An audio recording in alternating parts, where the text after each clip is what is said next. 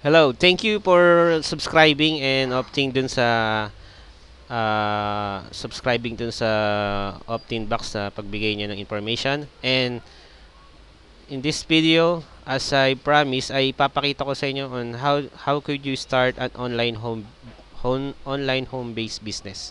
Uh, Pakilala muna ako. My name is Edwin Pineda. I'm a home business dad and I'm the owner of edwinpineda.net. Okay? So, before we proceed on paano tayo makapag-start ng online home business, tatanungin ko muna kayo, bakit ba gusto nyo mag-start ng online home business? Okay? So, ano ba ang kagandahan kung mag-start kayo ng online home business? Bakit nyo kailangan mag-start ng online home business? And, bibigay ko sa inyo yung mga pwedeng sagot. Ngayon, pwede rin kayo, may iba kayong dahilan kung bakit gusto nyo mag-start ng online home business. And ito, isa sa mga naging dahilan. Okay? As for me naman, gusto ko kasi yung magkaroon ng more time for my kids, no? Yung gusto ko silang dalhin samahan pumunta sa school, gusto ko silang tulungan gumawa ng homework, okay? Yung kumbaga, at least pag nasa bahay kasi ako, nakikita ko yung mga bata na babantayan ko sila. Okay? So, yun yung naging isa sa mga reason ko bakit nagustuhan ko yung ganitong klase ng pag-business, yung online home business. So, another one na naging benefits for me is dahil dito sa online home business ko, nagkakaroon ako ng extra income maliban pa dun sa primary business ko. Nagkakaroon ng extra income para pandagdag pambayad ng kuryente, pambayad ng tubig, rent, etc. Pambili ng pang-araw-araw, okay? Like, kung gusto kong dalhin yung bata sa malls, gusto ko ipasyal, anytime. No? So, meron akong time freedom and at the same time, nagkaroon ng extra income para mas matustusan ko yung everyday living ko, yung mga pangangailangan ko. And, pwedeng another reason why, kung bakit gusto nyong mag-start ng online home business is gusto nyo makabili ng kotse, ng bahay, o kaya ma-pursue nyo yung dream vacation nyo. Because in this online home business, everything is possible. So, yung income mo is unlimited, kumbaga. So, it depends on you kung paano ka magtatrabaho online.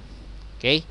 Or, kaya mo naman naisip, dahil sa online business, nagpre-prepare ka for retirement, okay? Or, nagpa-prepare ka para sa college education ng anak mo.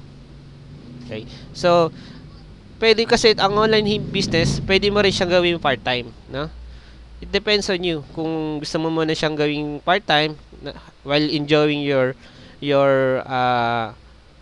primary business, o kaya naman nagwo-work ka, nag-enjoy ka pa sa work mo, pwede ka mag-start sa online home business as part-time, no? Let's say after school or during school. Well, sa akin naman, kaya ako nagustuhan yung online home business dahil dun sa na-discuss ko nga sa kanina, dahil nagkakumikita ko ng pera and at the same time nasa bahay ako, nakakasama ko yung mga bata. Okay? So, bibigay ko na sa inyo yung main course kung bakit kayo nag-subscribe dito sa video na to. So, para mag-start ka ng online home business, ibibigay ko sa inyo yung tatlong importanteng bagay para maumpisahan mo yung online home business. Okay? So, let's proceed to the next slide. So, ito yung tatlong importanteng components para maumpisahan mo yung online home business. Unang-una, kailangan meron kang product or service. Pangalawa, kailangan merong may sistema, yung the way na i-promote mo, i-market mo yung product or service. And pangatlo is kailangan merong traffic, no? Ibig sabihin ng traffic, merong way kung saan makikita ng the right person, the right people that are looking for your product or service. So, i-discuss ko pa ng mas malalim ng konti, na una yung tinatawag na product or service. Yung product or service can be your own product or your own service. Let's say,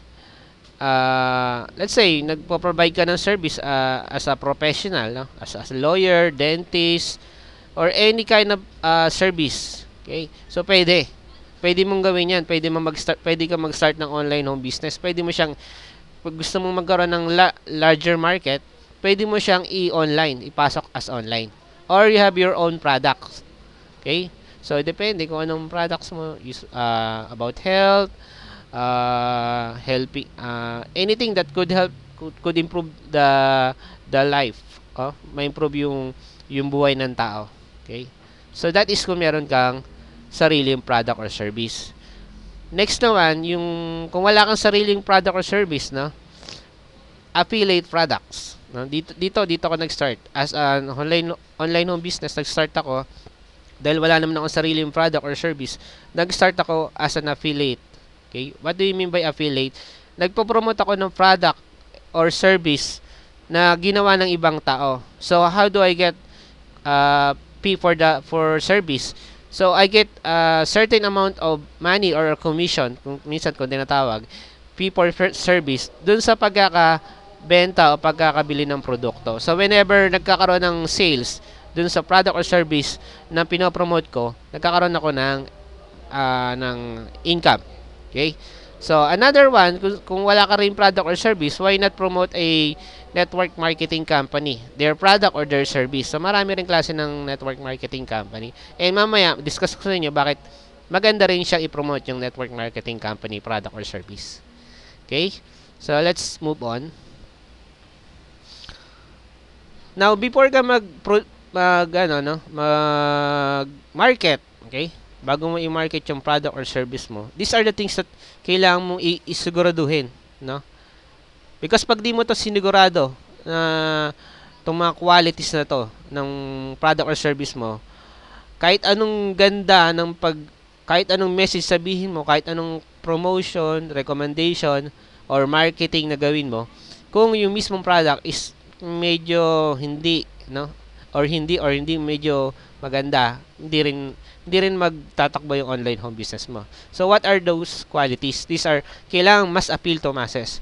When I say mas appeal to masses, pwede siyang, ibig sabihin, pag naglalakad ka, pag sinabi mo yung product or service mo,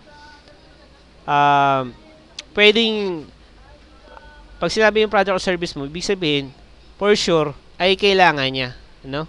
Kailangan ng tao. Pwedeng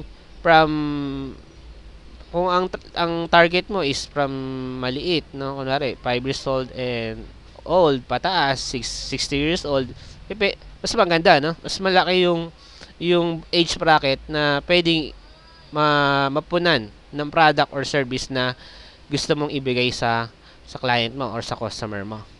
Okay? So, next is must have high commission payout or incorporate residual income. Okay? Ito maganda rin to, no? Let's say wala kang sariling product or service and you will want to promote other products. Let's say you want to promote an affiliate product, or let's say you want to promote a network marketing company product. Now, kung pipili ka naman ng product, piliin mo na yung mas malaking commission. Let's say product A, pag naka-sell ka is you will earn let's say 200 pesos. And product B, pag nakapag-sell ka, you will earn 1,000 pesos. So, anong pipiliin mo? Product A o product B? Of course, pipiliin mo yung product B kasi mas malaki yung fee for service pag nakapag-sell ka. Pag nakapag-sell ka. And what do you mean by incorporate residual income? Yung residual income, ito yung income na nangyayari to na all you have to do is like in a network marketing company, magsasell ka lang ng one time, okay, one time, and you will again earn from the income that is created by the person that let's say nag-invite ka ng another business associate under you, you will earn another income from the income or from the sale that they have made. So kung nakapag-create ka ng team, although hindi ka na nag-work, dahil makapag-produce ka ng residual income kasi yung mismong team mo, dahil nakapag-create sila ng sales, you get a percent of the amount or fee for service for the sale that they have made no? Yung nagawa na lang sale. So that is residual income. Product must be really, really good. Ito naman, okay? In yourself, dapat sa sarili mo, naniniwala ka na yung produkto talaga sa sarili mo ay meron kang belief, naniniwala ka. So paano mo po-promote ang isang produkto kung sa sarili mo hindi ka naniniwala? Okay? So, kailangan must be really good. Okay? Na kaya mong ipaglaban, kaya mong i-push, no? Kahit ano man ang sabihin nila kasi naniniwala ka. Okay? Next quality is yung must have competition. Bakit kailangan may competition? Di ba sabi nga dapat maganda walang competition? No. Kailangan merong competition. Why? Kaya nga kasi may competition, ibig sabihin, maraming tao ang nangailangan ng product or service na ino-offer mo. Okay? Kaya may competition yan. Pag walang competition yan, ibig sabihin, walang may interest. Walang interested dun sa pinopromote mong product or service. So, kaya kailangan, pag magpo-promote ka ng product or service, tingnan mo kung mayroong competition. Okay? Let's proceed. Ito yung pangalawa, no? Yung system. Pangalawang component, para makapag-start ka ng online home business, kailangan mayroong sistema. Yung sistema, no? Although, let's say, pare-pareho kayo ng produkto na pinopromote. Okay? As a marketer, kailangan meron kang sistema na mag-aangat sa'yo, no? Position yourself head and shoulder above the competition. So, how do you do that? Okay? So, eto, kailangan meron kang mag-capture ka ng leads and kailangan mo mag-build ng list. So, how do you do that? By using any, yung, let's say, software na pwedeng makapag-capture ng leads. Why? Kasi, pagka ang tao, no, nag-land sa product or service mo, okay? So, let's say, sa website mo, and hindi mo nakuha yung yung leads nila, hindi mo na-capture yung information about them, you will have another chance to remarket your product or to promote again your product or service. Okay? So, yun ang kagandahan ng meron kang system. And, another thing about the system is yung duplication and leverage. Now, kung naayos mo na yung sistema mo, pwede mo siyang gawin pa ulit-ulit at i-leverage mo pa sa marami pang paraan para mas mapaganda yung sistema ng pagmamarket mo ng product or service. Okay. So, yung third part is the traffic. Ito yung getting clients. Okay. So, let's say you have an may online website ka na. Andun na lahat yung product and service mo. But, what is lacking now? Kung andun ka nga sa website and you are lonely, ibig sabihin lonely, wala namang pumapasok, wala namang dumarating na kliyente. So, mababaliwala rin. So, what you have to do is kailangan siguraduhin mo yung product or service na pinopromote mo ay meron kang landing page na tatawag na makikita ng hungry crowd. What I mean by hungry crowd, this is yung mga tao talagang naghahanap ng product or service na ino-offer mo. Okay? So, there are many ways para makakuha ng clients and there are many ways of marketing your product or service. So, let's say you want to start in an advertising. In advertising using a pay-per-click advertising, you can start as small as $100 or less.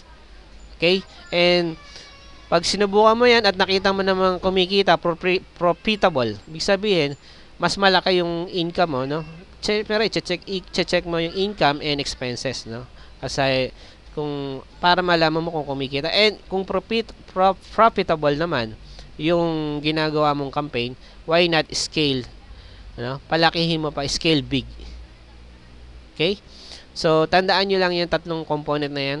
Kung gusto niyo talaga mag-start ng online home business, these are the 3 things that you would like to start with, no? Not with the website, not with any fancy software. Kailangan itong tatlong to muna ang isipin mo. Okay? Now, kung naisip mo na kung alin sa tatlong to, kung anong strategy gagawin mo, kung paano mo gagawin, yan, dyan ka na mag-start na mag-create ng kung let's say vlog ang gusto mo, Okay? Kung anong naisip mo. Let's say you want to promote your product in Facebook, it depends. Okay? So, yan tatlong yan, yung importante para makapag-start ka na ng online home business mo. Now, for the bonus, sinabi ko dun sa welcome, sa intro, intro video ko sa inyo, ito yung bonus, no? Para hindi ka mahirapang ma-overwhelm, no? Kasi, alam mo, sa internet, napakaraming information. Lahat pwede mo makita, lahat pwede mo mabasa, lahat pwede mo marinig. And sa sobrang dami niya, ng information, di mo na alam kung ano yung unahin mo, di mo alam kung anong gagawin mo, hanggang sa dumating yung time na mag-procrastinate ka na, no? Tamarin ka na. Okay? Sabihin mo na, ay, di pala totoo tong online home business, mali pala to. Dapat, pinagpatuloy ko na lang yung primary business ko, dapat, nasa employment na lang ako. Okay? Kaya nangyayari kasi na overwhelm ka. So, anong mga paraan para maiwasan mo ma-overwhelm ka? Unang-una is learn the language first. Okay. So, pag sinabi kong leads, hindi mo naintindihan yung leads, naintindihan mo ba yung opt-in, naintindihan mo ba yung subscribe? Okay? So, alamin mo muna kung ano yung mga ibig sabihin ng mga ganyan. So, give yourself a time. Say, 1 week, 1 month, hanggang maintindihan mo na kung ano yung mga ibig sabihin nun. Let's say, pay-per-click, marketing. Okay? So, those are the languages. Mga language. Okay? So, next. Choose on relevant strategies. No? Like yung nasabi ko na kanina, yung sa tatlong yun. Let's say, you have a system. And napili mo is vlogging. So, stick ka na sa vlogging. Okay? Vlogging na yung magiging form of marketing mo. Okay? So, sa sobrang dami kasi ng ways to market your product or service, medyo, kung lahat yan, no? Let's say, lahat ng marketing strategies gagawin mo, mahirapan ka. Kasi, inispread mo yung effort mo. Why not, mamili ka lang ng isa, or let's say, 2, 3, pero mas maganda kung isa lang talaga. Okay? Para napopokus mo lahat ng energy mo dun sa marketing strategies or marketing strategy na gusto mo. Another one, do not subscribe to many emails, no? Mangyayari dito, no? Mas maganda kung meron kang personal email saka dun sa business mails mo. Pag-iwalayin mo yung personal email mo dun saka sa business mail mo. Kasi mangyayari, pag nag-subscribe sa napakaraming website and some of them are not relevant dun sa gusto mong gawin sa online home business mo, tapos papasok na naman sa email address mo. Pagbukas mo ng email mo, napakaraming promotion. Ma-open mo, pagbasa mo, babasahin mo. Pag nabasa mo naman, hindi naman siya relevant. Abutin ka ng 5 minutes, 10 minutes, 20 minutes, hanggang maubos mo na lahat ng emails, puro promotion pala yon. Wala na, ubos na yung oras mo. Okay? So, same true with webinars. Do not attend too many webinars, especially kung hindi talaga relevant. Okay? So if you choose to market your product, let's say, by blogging, don't attend a webinar about Facebook. Don't attend a webinar about pay-per-click. Okay? So, ma-overwhelm ka. Sabihin mo, ay, maganda pala itong strategy na to. Ito, dito ako. Okay? So, do not attend to many webinars. Okay? And finally, whenever you do something, tanungin mo yung sarili mo, is this action can take me to where I want to be? Ito ba yung action na to? Ito ba yung kailangan ko para maumpisan ko na yung online home business ko? Okay? So, that's the end of my video presentation, and I hope na may natulungan ko kayo sa kung paano nyo umpisahan yung online home business nyo. And thank you for viewing my website or this video report. And I hope na marami kayong natutunan sa video report na to. And please visit my blog. Meron akong blog, edwinpineda.net, and also you can subscribe to my newsletter if you want to learn some more information uh, about this how to start an online home business. And once again, this is Edwin Pineda, and thank you for watching my video, and have a great day everyone. Thank you.